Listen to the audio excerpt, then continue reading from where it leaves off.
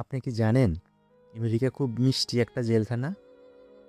কেন বলতেছি তাহলে শুনেন। অনেকেই একটা স্বপ্ন নিয়ে আমেরিকায় আসে।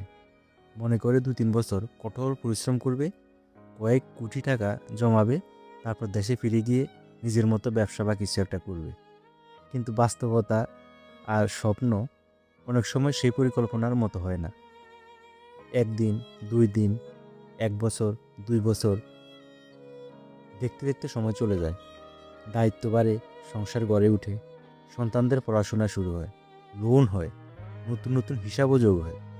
তখন দেশে ফিরে যাওয়ার স্বপ্নটা ধীরে ধীরে শুধু একটা কথাতেই সীমাবদ্ধ হয়ে যায়, আরেকটু পরে যাব।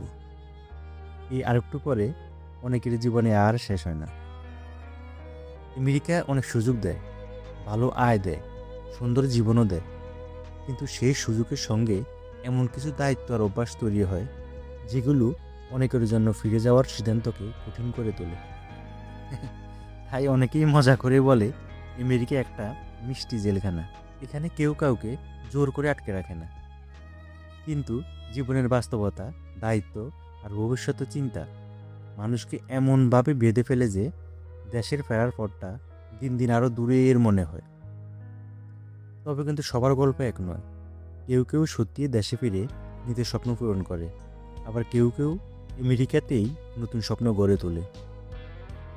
তো আপনার কি মনে হয়, আমেরিকা কি সত্যিই অনেকের জন্য মিষ্টি জেলখানা, নাকি এটা শুধু জীবনের বাস্তবতার আরেকটা নাম? অবশ্যই কমেন্টস করে জানাবেন। সবাই ভালো থাকবেন।